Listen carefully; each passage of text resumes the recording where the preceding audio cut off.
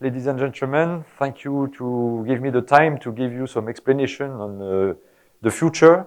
I call that from ICE to EV or driving e-mobility. So we'll start from engine, and currently my history, my career, I didn't say that, but I'm French and I'm working in PSA Avtech Powertrain Limited here in India.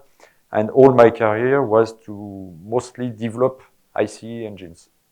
And now we have to move because I will explain you why it's more and more necessary all over the world.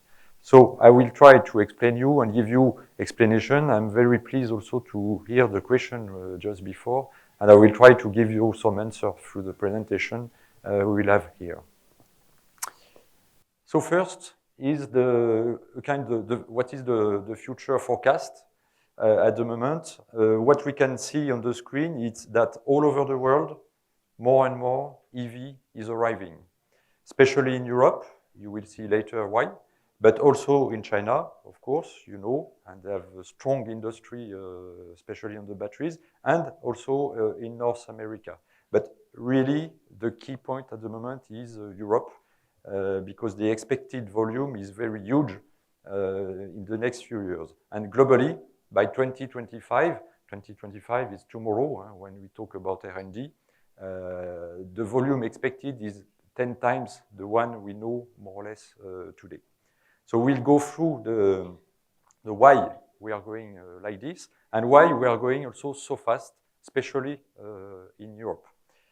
You can see on the left all the regulation. Alors, on the top, it's a light truck or light commercial vehicle, and on the bottom, it's passenger cars. So it's, sorry, I don't have India, but we have Europe and United States. You can see more or less all the regulation are pushing to reduce nearly 90, sometimes 80, below 100 grams per kilometer by 2025.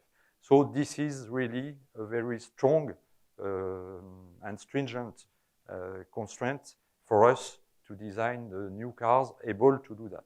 And you can see on the right that it's very European regulation that we need to reduce by 2030 by 37.5% the CO2.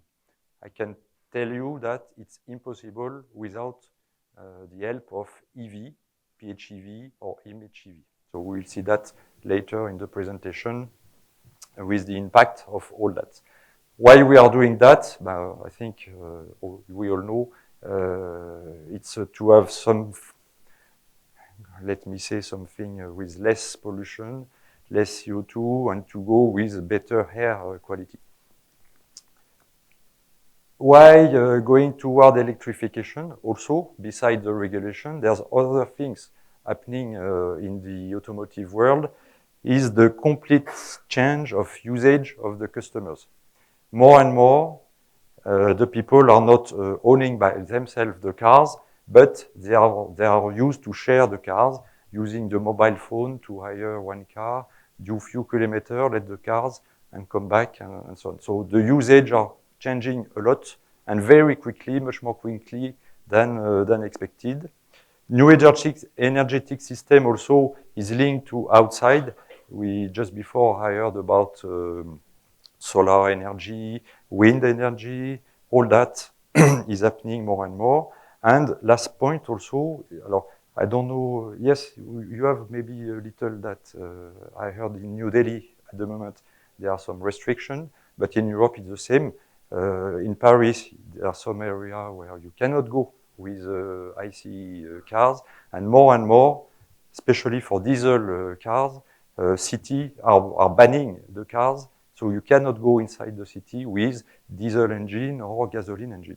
So we are afraid by that as a OEM, and of course we need to find solution to be able to go in the city, to be able, our customers, to be able to go in the city. Alors, the solution is electrification of the cars. It's a big, how to say this, ecosystem, in fact. Because, of course, we need to build the car, to design the car, but beside the car, there's many things to take into account. The first thing is the customer. So the use cases are different. The total cost of ownership will be also very different with electrification than compared to ICE. There was a question also before around that. The LEV ecosystem, it's absolutely key point. The electrical car cannot move alone. We need infrastructure, we need energy, we need providers, we need connectivity because it will be shared and so on. So it's a really new system to build, not really existing or more and more existing. Standard and regulation, so it's the stringent constraints. And techno, about the technology, we will talk about battery, we will talk later about fuel cell in the future, e-machine, transmission, and optimization, control of all that. So I will try to give you this explanation with the next few pages. Just to show, it's linked to my group, but we can see on the market that we are not alone to do that. We have splitted what we call PHEV, MHEV, which is mild hybrid, so which is, let me say, the first level, small level of hybridation. Second one is PHEV, and at the end, the full electric vehicle with EV. So we shared that for the smallest cars, or the top of the presentation, we will go with still some ICE, it's still necessary. We will go with BEV and also with MHEV. And for higher range, bigger car, SUV, for example, we'll go to still some ICE, depending the countries, PHEV, MHEV also for first level of the range, and BEV. If we go more and more in the technology, what is an electric vehicle car?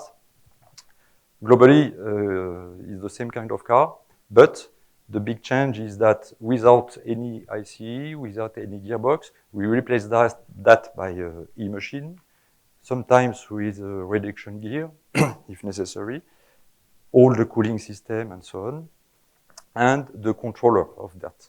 So that we call inverter.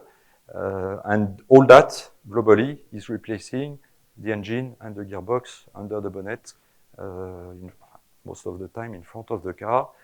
Main system to be added to that is to replace the fuel tank by the batteries. And this is huge design work. And I will show you after what does it mean to design an EV cars. You have some, let me say, order of magnitude of the power and the size of the battery on the screen. So 50 kilowatt per 50 kilowatt hours, sorry, for the size of the battery, and nearly 100 kilowatt for the example, which is a car we are selling now in Europe. Second stage is the PHEV. PHEV is something in between, in fact. You have a battery, you have e-motors, but you still have the ICE and the gearbox. So it's a mix, and it's interesting. It depends the usage. It's also interesting because let me say, if you have some trouble to charge your battery, you can move with the fuel tank and with the engine without any trouble. So it's increasing the range because with the EV, you have no spare energy. So if you have no charge, it's finished. You have to stop. So this is, for us, it's more high cost. So we put that in bigger cars. We need also more space. And you can do with that some 4x4, all-wheel drive cars. So at the end, for our range in Europe, because I didn't say that, but we are not selling cars in India at the moment. It will come very soon, but not yet. We have a range of PHEV, so this is the green model. So quite bigger cars, either for DS, Peugeot, Citroën, and Opel. And we have also BEV already on sale for E208, for example, DS3 Crossback, and Opel Corsa. So it's existing, and in cell, I can tell you just very fresh information that the sales of E208 are better than expected. Well, let's see what will happen in the next few months. If we go a little bit more, I don't want to bore and go too much in detail, but we can think EV is more simple than ICE cars. In fact, it's not really true because the technology is different. The technology is more, let me say, fresh and need to be worked on the industrial and manufacturing point of view. So what we have on the screen, we have the e-machine here on the right. This is really the engine, the gear ratio on the right also. I will not go in detail to explain what are the different kind of engine, but we have also a range of engine depending the price, depending the power. We need to make choice when we have to design this system.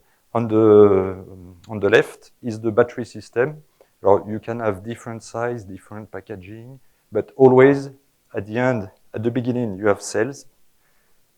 We were talking about China just before. At the moment, the cells are mainly coming from China. So a cell is something very small, like this, no more. And you put the cells into what we call a module, and then you put the module into the pack. This is the picture of one pack, and the black box are the modules. And all that is the battery with control, cooling, and safety control also of all this, because it's using a huge level of energy and also huge level of current. So we need to take care. Safety is a key question to be solved when you have to design these cars. Just to give you, there was a question about the cost. To give you an order of what is the cost of battery, for example, you can see on the screen, top left, the split of the costs for ICE system, including cooling, exhaust, and so on. Most of the cost, 58%, is the engine. Other means cooling, exhaust, and so on, 27%, and transmission, gearbox, is 15%. When you go top right, we go with the first level of hybridization. Usually it's 48-volt system, low power. Here you can see the engine is only 33, half more or less than before. The transmission is more important, and up here the battery at 8%. Really, the level of energy of this battery is 0.5 kWh or 1 kWh, usually no more for this kind of system. Going to PHEV, left back, you can see that the battery is now 22%. It's 10-11 kWh, more or less. Other are increasing also, 34%. The transmission 22%, and the engine only, let me say like this, 22%. So as far as we are going to increase the share of electrification, the power of electrification, the size of the battery, more and more, these parts are the most important on the cost point of view.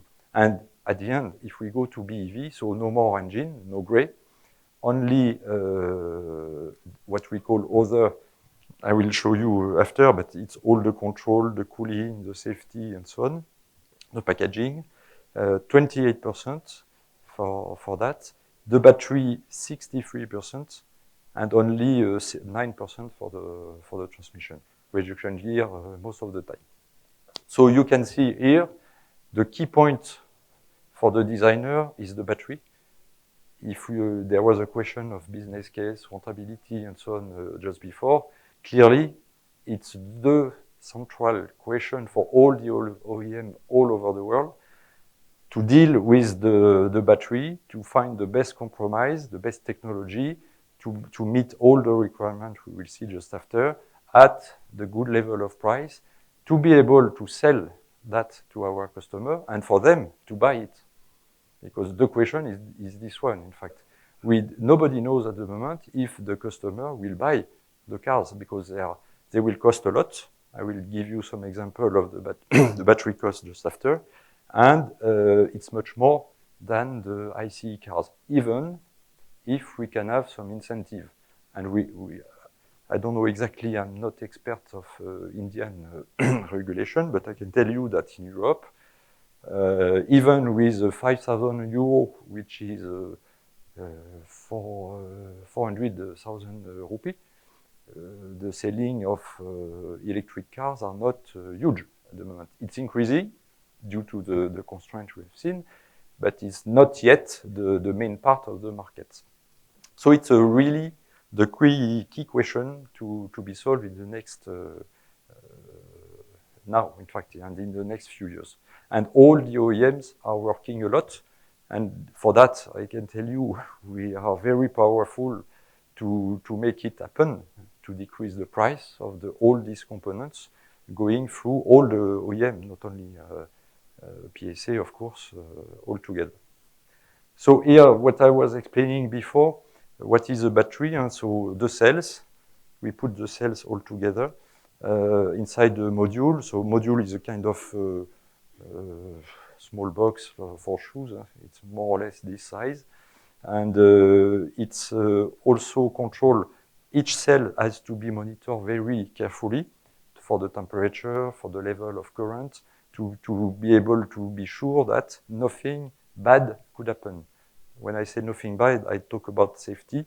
We all know that in our mobile, if you put your mobile with a knife and so on, it's not so good. Fire will happen. There are so many examples. You can see also most of the time it's Tesla, because they have a lot of cars on the street. What can happen when they have a crash and when the battery starts to fire? The fireman cannot extinguish the fire till 1 or 2 days, because it's automatic firing, and then it's really very difficult. So all that has to be taken into account at the beginning, so I mean during the design phases. And after the module, you put that in the pack. The pack is very different from, it's not common if we compare different OEM, because it's depending really the size of the car, the base frame of the cars, and each OEM is finding his own design for that. Don't forget also that all this has to be monitored. So I was talking about temperature, current, and also for the charging, discharging. When people ask about durability, it's key question for that, to be able to monitor the level of current, either during charging, either during discharging. So a huge level of control of all that has to be taken into account when we go to design. Some information from the price.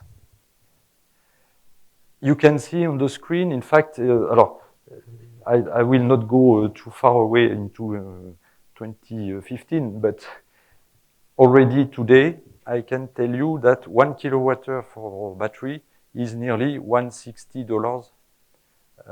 So I was showing a car with 50 kilowatt-hour. I let you make the account. What is the price of only the battery? So it's absolutely huge. For the 208, it's 9,000 euros. It's very simple. So it's much more than the engine, the gearbox, the fuel tank, and so on. So really, the economical question is for OEM is absolutely key. The business case at the moment, even with incentive, is not really profitable. That's why we are working, all the OEMs are working on the total cost of ownership, because the charging is less than the fuel cost, so it can be helpful. And each OEM is trying to find his own way, in fact, in order to succeed in this direction. It's not easy, and really I work on that. Huge work to be done. And not only for us, of course, because these prices are the market price. Most of the sales are coming from China, CATL, BYD. We know all these manufacturing companies. The good news is that as all the OEM are working together, automotive industry is a very good cost killer, in fact, for any technology. So as soon as a big group are working on that, I can tell you that the price will decrease for sure. There's absolutely no doubt of that. And really, what the trend we are all expecting is to be lower than $100 per kilowattheure in the next 5 years, let me say like this. So the work is ongoing. Even with 100, it will not solve everything at the moment. There was a question also about the range, what can be done with battery. So here on the picture, depending the size of the battery, so starting the smallest with mild hybrid, going to full hybrid, going to plug-in system we have seen before, and BEV. So each time you increase the energy inside the battery, and the cost also, as I explained before, you can see on the top the range. So with a mild hybrid, 1 kilometer and maybe less, you can do without support of ICE. With full hybrid means mainly the Toyota system, 1 to 3 kilometers with 1 kilowattheure. And plug-in, it's much important, 20 to 60, depending the cars, depending the powers, depending the weight of the cars, equipment also. And for BEV, it's also, the range is very huge. It's between 100, 500, depending the cars. And beside that, the same classification, you can see the savings. So 10 to 15% with mild hybrid system, 15 to 20 for full hybrid, 40 to 50, it's quite huge savings with plug-in, and of course 100% savings for the BEV. So this is also the evidence that to fill the regulation, the future regulation, it's absolutely mandatory to have these cars in the range. It doesn't mean only these cars, but a mix, and we need to manage the mix in order to meet the regulation targets. Yeah.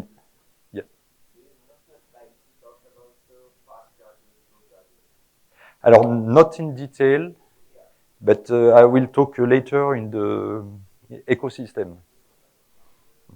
It can change, but it's mainly for for designer, of course, it's a change, and mainly for the customer, because it's the time to charge the battery, so it's the time to give autonomy to the car. Fast chargers, and now in developed countries are talking about ultra fast chargers. Yes. You know, but the problem with these fast chargers is that the battery heats up too much and it takes time to cool down. There's a degeneration of the battery that happens. Alors, I have no slide, but I can answer to your question. At the moment, we can say we have 3 kind of level of charging. The normal level, simple level, you can plug your car in your kitchen.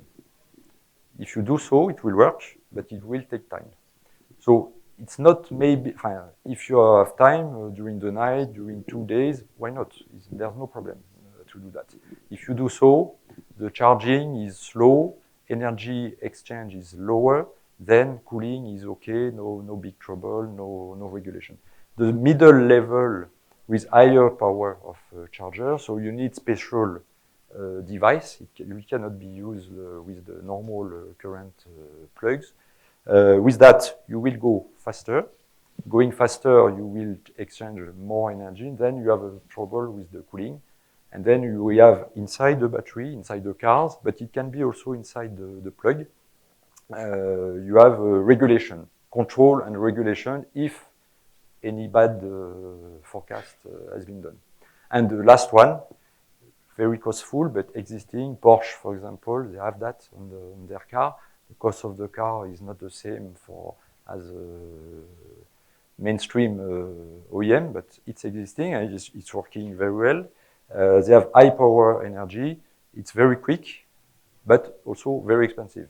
All the components have to be designed to high temperature, high current, and well, it's cost. It's cost, but it's working. So after, it means all the OEM will choose their way between all these systems, depending their customer. I go a little bit more in detail for the battery. You have on the screen the forecast. Maybe it will never happen, but I think it will.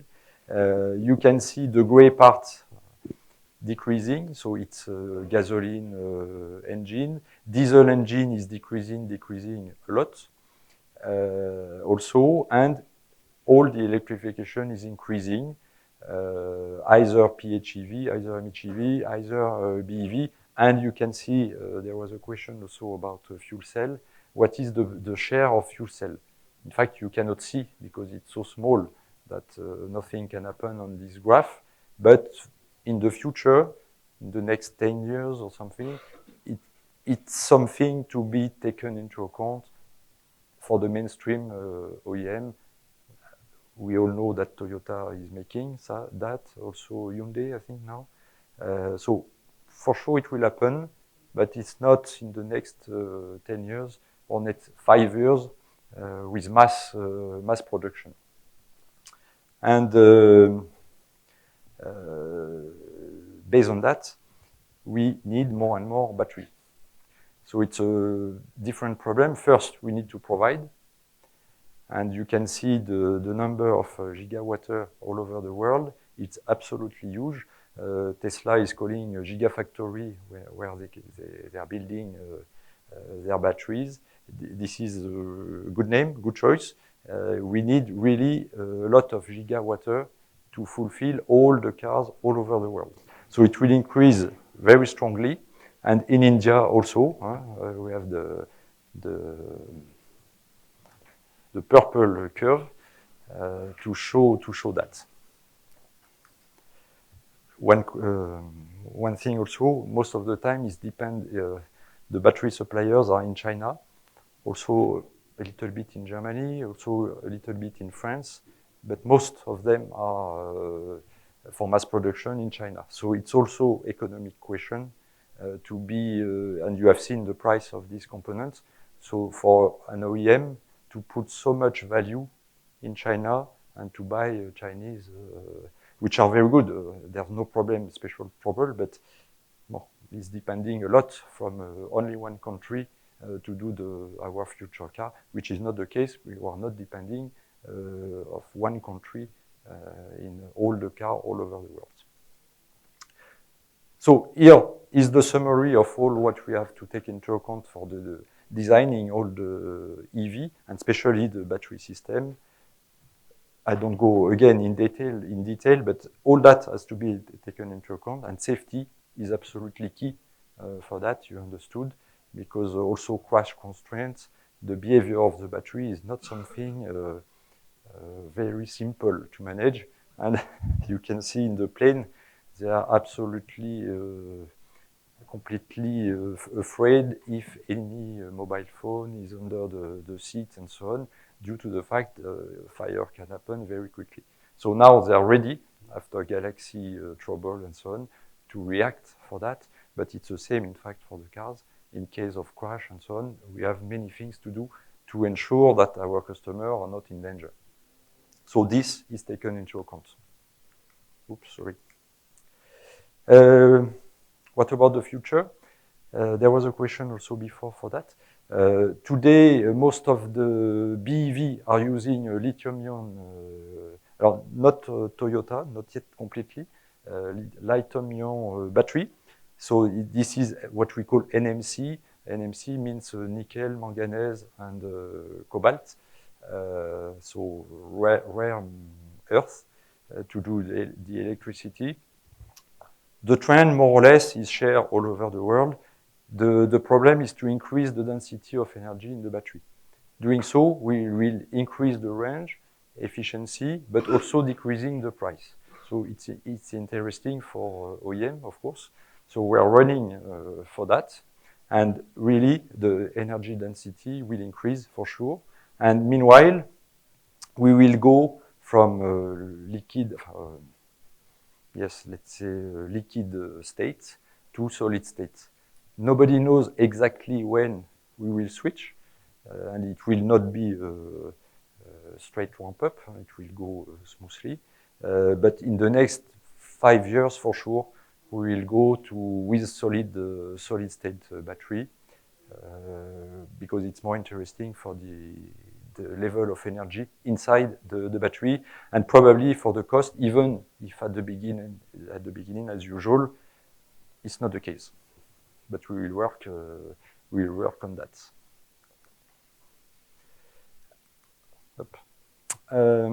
Another point is for the battery. In fact, we have 3 mains. I explained a lot for pack design and validation. The manufacturing, I didn't go in detail, but the manufacturing has to be taken into account as a complete scope. At the end, we are building packs of cells and so on, but at the very beginning, on the left, it's rare earth. So you need to go in the earth to find this material. It's a key question because here again, you cannot find this material everywhere, all over the world. So again, for the battery, we were depending at the moment from China. For the content of the pack, we are depending on other countries, either in Africa, either in South America. So it's also a concern. And this material usually are not very easy to extract from Earth. So it's also a concern. And last point is the use. And here we start to talk about the ecosystem I was explaining just before. We talk about first life of battery, which is when we build the car, we put new cells inside. This is what we call the first life. This has to be repaired if necessary. It can happen. What we call the second life is what happens after usage in the cars, because the car, if you unplug, you drive and so on, you will have a cycle of charge and discharge, and this aging the battery. And more and more, doing so, the level of energy available in the battery will decrease. We all know that with the mobile phone. So that's why also we are managing very, let me say carefully, but also with a lot of clever strategy in order to monitor that and to avoid any bad situation. But anyway, at the end, the battery will be less and less efficient. So based on that, it cannot be used anymore in the car. So the proposal here, in what we call the second life, is to have some steady state batteries. So you put all the batteries, for example, in this room, you plug them all together, and it can supply the building with this energy. And you can reload, of course, when it's necessary. So this is what we call the second life. It's already existing more and more in the USA, also in Europe. More and more it will be developed, and it's a good profitability also because you have a second use of your very expensive first battery. And after, I call it the third life, but it's the recycling, when definitely the battery is dead, you cannot do anything with that. So we go to recycling, so it means we will cut it by piece, take back the nickel, the manganese, the cobalt, all expensive materials, and start again the process. So that's why sometimes people are afraid by cobalt supply all over the world in the next few years. Probably it will not be a problem because we will reuse the one we used 5 years ago and so on. So the peak will be maybe 5 years, but after it will be less and less because of reuse. So these are the three three steps of life batteries. And again, I insist on that, but safety is absolutely key for all that. So, to summarize, and I will insist on that, electric car, of course, it's an object that will be designed by OEM, but it's not only this. If we do only that, it will not work for the customer. So we need to think, when we talk about EV, with all the mobility services attached to these new cars. So it's already existing. Navigation, for example, to save energy, to find the best compromise, we have developed software inside the car with your mobile, connected to your mobile, to give, you just say, I want to go to Osur, and the software will give you the best road, the best speed to save the battery. If you want to save the battery, if you want to go fast, it will give you another compromise and so on. So all this is existing, already available, and of course it will be developing in the future, and maybe not only by OEM anyway. Second thing, is the charging services. No way for EV if we don't have charging services available, efficient, and not too much expensive. So this is absolutely key to have that. Otherwise, all the cars will stay in the parking without moving. And the plugging, the plug of the cars is really a question. It's not 5 minutes. Today, you go with your car, either diesel or gasoline, in 5 minutes, you have 200, 300 kilometers. It's not like this with EV. So it will be necessary to have a lot of plugs everywhere. And this is the third point, absolutely key, is the network.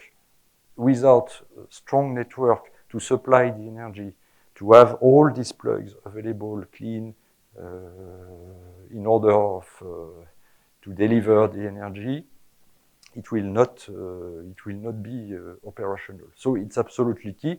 And energy network also.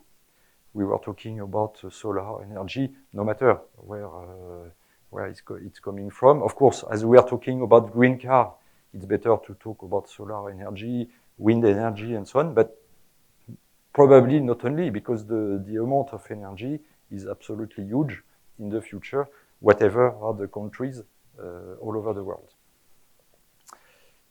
So this is the last page of the presentation. I hope I gave you some key data for either for the design of the car, why we are going to electrification, either EV, PHEV, MHEV. What is the challenge to design electric car or hybrid car, which is quite different from the ICE cars, but we are learning very fast and we will succeed on that. There's no question about that. And the main stakes, finalement, at the end, like the battery, the sourcing of the battery, the cost of the battery, profitability of the model of the company, how it will be used by the customer, and at the end, the necessary ecosystem, because what we call, I didn't write that, but what we call a smart grid is a kind of network where all the electrical apparels are connected. So it means when you plug your car to charge your battery during the night, it's charging, but suddenly if your neighbors need some energy for oven or something like this, it will be opposite. Your battery will deliver energy to your neighbors, and then it will be charged after. So all this system, I give simple example, but it's a much larger network. All this is already existing, and it will be developed in the future. So it means all these services, I'm sure that it will be, first, there are a lot of opportunities for new companies, IT companies or something to do that. And it will be more and more developed all over the world in order to give answer to the customer and maybe create new new demand, not existing today. So based on that, the future of electrification is quite bright. And as at the beginning I was saying, we have absolutely no choice to achieve the regulation for the CO2. You remember before the most stringent regulation was about pollution. Now it's really the CO2, which lead to a huge change in industry all over the world. Maybe not yet visible in India, as far as I know, but for sure it will arrive because you are increasing also your constraints for pollution, and then and CO2. So you will go also maybe a little bit later than Europe, but for sure you will go. You will have no choice to fill the regulation. You talked about battery prices. Battery prices. You Yes. said it came from $168 per, per kilowatt hour Yeah. to $100 per kilowatt hour. Is it the price of battery or including BMS? It's only the price of the battery. Cells and modules. The pack. Pack. Without the electronics. So all included. But it is coming down. It's what the current level, but it is rapidly coming down with the volumes are coming up. Probably it's going towards about 120, 130 at this point of time. Yeah. Monsieur Philippe Ribot, Yes. you said Citroën and Peugeot are already making a lot of vehicles and all that. How is France prepared for the charging facilities all over? Frankly speaking, not very well. At the moment, electric cars are very few in France. Even if we have a good electricity network with nuclear power, a lot of nuclear power, maybe the most important share with Japan all over the world, it's working well. We are not depending too much about countries for petrol. But anyway, even for with this positive asset, the plugging system, the availability of the plugs in France are not good at all. We can find some Tesla plugs, we can find some Total, which is a petrol company, but not so many. And sometimes they are not working because broken or something has been stolen. So it's not very good status, and we are expecting, as OEM, a lot of investment from government. At the moment, it's not yet decided. I don't know. Anyway, at the moment, if something is in preparation but not decided. At the opposite, 2 weeks ago, I think 3 weeks ago, maybe you heard about that. In Germany, they have decided a 3 billion euro action plan to build these plugs all over Germany and so on. So this is the kind of investment, 3 billion euro, it's absolutely huge, to deliver electricity for the cars. And it will be necessary in all the countries. So the investment to go from ICE to EV is absolutely huge for the OEMs. You all heard about that, but also for the countries. Otherwise, it cannot happen. I'm not sure in Europe, not only in France, that our political people, when they decided the stress of the CO2 we have seen at the beginning, they were aware of all these consequences. Okay, yeah. My name is Ratul Bora. I'm from Elect Novo. So we make motor and controller for electric vehicles. But my question is for battery. Are you using sodium ion, or what do you think sodium ion battery compared to lithium ion battery? In our group, no, we are going through lithium-ion battery only. So I cannot really answer your question. I have no experience. Okay. So my second part, very simple. Can we make the recycling for this important like lithium or sodium, whatever, easier for recycling purpose? Easier, maybe no, but more and more. Again, it's a new ecosystem under development. I will give you an example after. Investing in this direction is not like iron or something. It's much more technological recycling. So, but it's possible. It's existing. I can tell you that it's a French company, Eramet, looking for rare earths and so on. They are interested in going in this kind of business to do the recycle of the battery and then reuse, resell for new batteries or other usage. So more and more again, it will be one new industrial direction to do. It will not be OEM to do that because it's not their core business, but some companies will do it, yes. Thank you. What is the role of the nanotechnology in the manufacturing the batteries? Because of the thermal management, that means the heat management is very difficult in the lithium batteries. That is it possible to use that is the high nanos, high thermal conductivity of the nanofluid in order to manage the heat management that one? Well, I'm not expert in that, but I will say probably. But as the cost is for automotive industry is absolutely key question to have a business case flying.